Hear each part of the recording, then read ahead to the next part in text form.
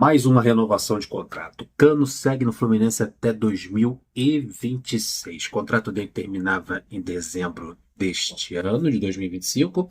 Agora o atacante de 37 aninhos de idade estendeu seu vínculo com o Fluminense até final de 2026. Mais um ano de contrato. Legal, cara. O Cano, ele tá faltando 5 gols para ele completar a marca de 100 com a camisa do Fluminense. Bela marca, vários títulos, está na história do Fluminense. Renovação de contrato merecida. Eu acho que o que está faltando. O Samuel renovou, Thiago Santos renovou, Keno renovou, o Cano também renovou o contrato. Até o Riquelme vai renovar contrato por 5 anos, quando eu completar 18, mês que vem. Então, acho que está faltando só o Ganso, né? Vamos esperar aí os exames dele depois de 15 dias. Não, já menos de 15 dias, né?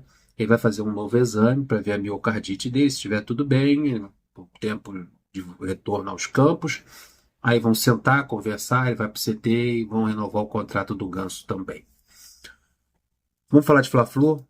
Esse sábado tem Flamengo e Fluminense, Fluminense e Flamengo. Um jogo importante. A gente tem que começar a conversar sobre uma possível escalação.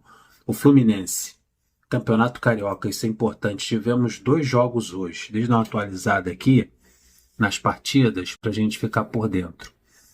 O Fluminense está, nesse momento, a 2 pontos do G4. 2 pontos. O Fluminense tem 10 pontos, o Botafogo, que está no G4, tem 12. Depois Vasco em terceiro com 13, Flamengo também com 13. Sempre lembrando que o Flamengo tem um jogo a menos e o Botafogo também. Acho que o empate entre os dois seria um resultado bem interessante nesse jogo a menos que eles possuem. Então, pô, a diferença é pouca, mas tem Sampaio Corrêa na nossa frente, tem Nova Iguaçu, tem Maricá. É o que eu falei, o Fluminense precisa fazer a parte dele. Qual é a parte que o Fluminense precisa fazer? Uma já fez, que é ganhar o Vasco. Nesse sábado é ganhar o Flamengo. Depois ganhar o Nova Iguaçu, depois ganhar um Lanterna, que é o Bangu. Ganhou os 4 jogos, depois vê se o Fluminense consegue a classificação para a semifinal, que seria mais um feito para esse time de guerreiros. Então é isso, rapaziada. Vamos falar do Fla-Flu, vamos falar da possível escalação do Fluminense, porque criou-se aqui um probleminha. Um probleminha bom para o Mano Menezes escalar o time. Um questionamento que eu venho sempre levantando, eu vi principalmente nesse jogo contra o Vasco, o ponto fraco do Fluminense foi justamente o Thiago Santos. Naquele erro do Fuentes no primeiro gol do Vasco, no primeiro e único gol do Vasco, com 1 minuto de jogo, o Fuentes errou ao tentar driblar o adversário. Mas aquela bola jogada no fogo do Thiago Santos comprometeu muito o Fuentes naquele lance. E não foi uma única vez naquela partida. O Thiago Santos ele deu outros passes bem complicados. Ele, quando ele joga de volante, ele já mostrou essa característica negativa. O passe do Thiago Santos não é o ideal. Tanto que ele foi colocado na posição de zagueiro. Porque zagueiro vem um zagueiro rebatedor, não sei o quê, com a troca do Fernando Diniz, não precisa tanto que os zagueiros tenham qualidade na saída de bola. Muitos dos erros dele são acobertados, vamos assim dizer, pelo Thiago Silva, porque você tem um monstro do teu lado, você acaba, né, se usufruindo disso. Como em outros anos, né? Eu acho que o Thiago Silva ajudou muito o Luiz Alberto naquela temporada de 2008. O Luiz Alberto nunca foi um grande zagueiro. Era um bom zagueiro, mas nunca foi um grande zagueiro. E jogar ao lado do Thiago Silva já naquela época já ajudou ele muito. E a gente está cansado de ver, né? Um grande zagueiro jogando ao lado de um zagueiro meia-boca, e esse zagueiro meia-boca se beneficiar disso. Mas não dá, meu. Você ter um jogador que é volante de formação, com dificuldade no passe, né? Um volante, um 5 ali, rebatedor. Ele jogar como titular ao lado do Thiago Silva, tendo você se reforçado para esse setor, que é o da zaga. Você trouxe o Ignacio no ano passado para ser titular. Foi esse papo que mandaram para a gente. Trouxe o Freitas com a possibilidade de brigar pela titularidade em algum momento, que ninguém conhecia o trabalho do Freitas. O Freitas joga tanto na lateral esquerda como é zagueiro de formação. Aí você traz esses 2 zagueiros do futebol peruano, para eles ficarem na reserva, para um volante improvisado no setor e um volante com dificuldades na saída de bola, eu não acho inteligente por parte do treinador. O que eu espero, principalmente nesse jogo contra o Flamengo, que o Inácio assuma a titularidade, porque o Inácio é zagueiro, e mostrou ter um pouco mais de qualidade do que o Thiago Santos. Não é um zagueiraço o Inácio, mas pelo menos é zagueiro, é da posição e pode fazer essa dupla com o Thiago Silva. Essa é uma modificação que seria muito válida para o setor defensivo, para tentar melhorar essa saída de bola. O Thiago Santos ele deu esse passe na fogueira para o Fuentes, que provocou o erro, mas não foi só isso. Outras vezes também, muito erro de passe, muita dificuldade com o trato com a bola. Parece que são inimigos, parece que um não gosta do outro. Teve alguma treta entre a bola e o Thiago Santos, e eles viraram inimigo em algum momento dessa história. Na lateral direita, o Guga jogou bem. Gostei do jogo do Guga. E o Samuel Xavier teve um problema físico, um desgaste, provavelmente não vai atuar nesse sábado contra o Flamengo, Samuel Xavier. Então o Guga deve ser mantido ali na lateral direita. Já o Fuentes, que começou com esse erro no gol do Vasco, depois ele fez uns 2 cruzamentos bizonhos logo em 5 minutos, depois ele foi se acalmando. Ele foi se acalmando, tomou uns esporros ali do Mano Menezes, do Thiago Silva, de outros jogadores mais experientes. Aí ele foi se acalmando e fez uma boa partida. O que eu gosto no Fuentes, principalmente que ele é melhor do que o René, que ele é mais jovem, é mais ágil, é mais rápido, é mais corajoso. Ele erra e tenta consertar, ele vai à frente, ele se pôs várias vezes como opção na linha de fundo. Eu gosto de lateral assim. Então manteria o Fuentes na lateral esquerda, principalmente contra o Flamengo. No meio de campo, o Martinelli deve ser mantido, mesmo com grande parte da torcida virando a cara para ele. Eu acho que o Martinelli é muito útil taticamente. E foi bem contra o Vasco, tá? Fez um bom jogo, muito bom jogo contra o Vasco e merece ser mantido. Mesmo eu gostando do Bernal. Bernal também entrou no segundo tempo e entrou muito bem. O Bernal parece que ele está começando a se sentir em casa. Na outra temporada, de 2024, ele não foi tão bem assim, porque ele teve a responsabilidade de substituir o André, que é um peso muito grande. O André era ídolo do time. Você chegar e assumir a camisa número 5, amigo, peraí. E para um jogador vindo de um clube pequeno do Uruguai. Ele não veio do Peñarol, não. Ele veio de um clube pequeno do Uruguai, com uma estrutura pequena, com necessidades pequenas e também com pouca cobrança. Aí você cai no campeão das Américas no ano seguinte. E com a idade que ele tem. Ele é jogador de seleção uruguaia sub-20. Então ele deve ter sentido alguma coisa. Mas agora, depois dessa pré-temporada, ele começa a sentir e a perceber o Bernal crescendo a cada momento.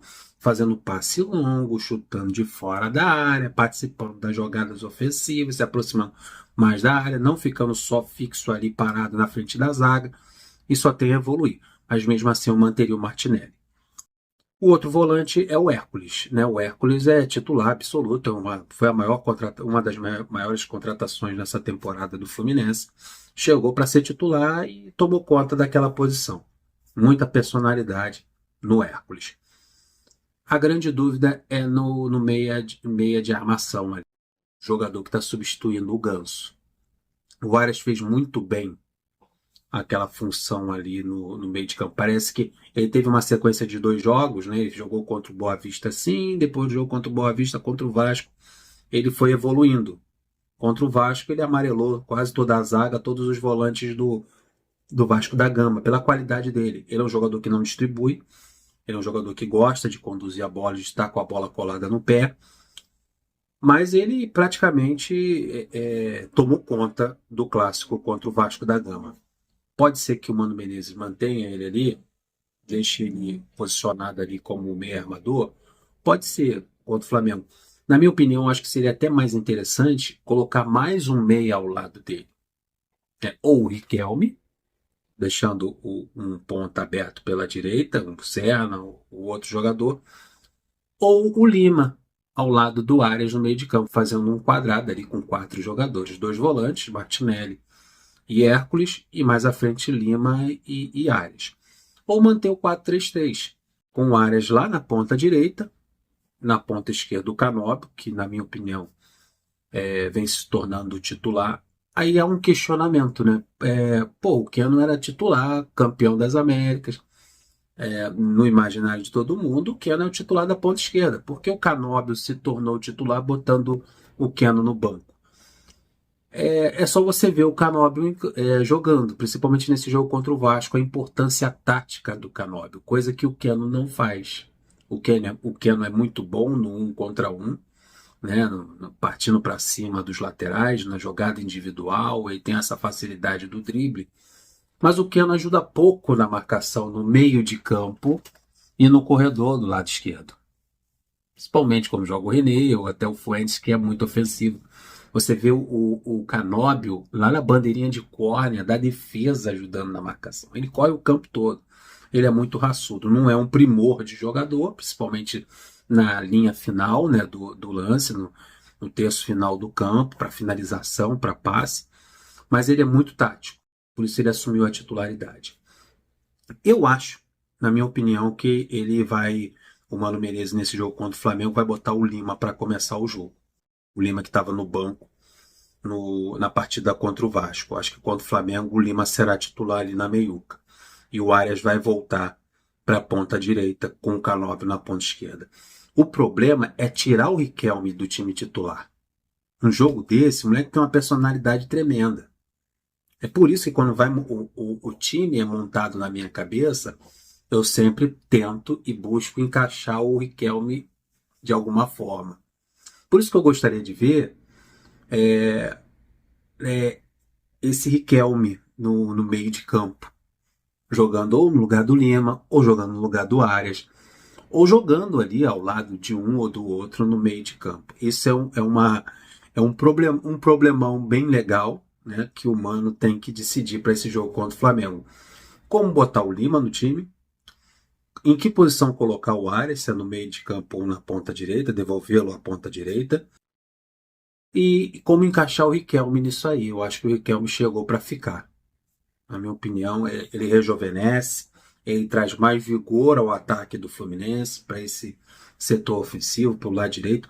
Pode fazer essa troca, como ele faz com áreas de posição, ele vindo para o meio e o Arias indo para a direita. Tem um modo bem interessante de resolver isso, mantendo o Lima no banco de reservas. Ou é o Riquelme no meio, ou é o Arias no meio, mantendo quase praticamente o mesmo time que jogou contra o Vasco. Já que fez um bom jogo, já que tiveram uma boa atuação, já que venceram a partida, mantém o time. É bom que o Lima é uma opção para o segundo tempo. Ou mete um 4-4-2, preenche aquele meio de campo e briga pela bola na meiuca e no domínio da partida contra o Flamengo. Porque se deixar esse Flamengo gostar do jogo, tomar conta no meio de campo, a coisa se complica. Então é interessante o Fluminense dar o primeiro tiro, para não esperar se reagir depois. Vamos lá, vamos ver o que o Mano Menezes vai preparar para esse Fluminense-Flamengo, para esse Fla-Flu desse sábado, e que o Fluminense vença novamente. A gente precisa dessa vitória como nunca. Deixa o like, se inscreva no canal, compartilha, bota aí sua escalação, o que você acha. O Riquelme vai para o banco, o Lima volta para a equipe titular, Arias deve jogar no meio de campo, deve jogar na ponta direita. Como vai montar esse quebra-cabeças aí do nosso Fluminense? Tô indo nessa. Fui!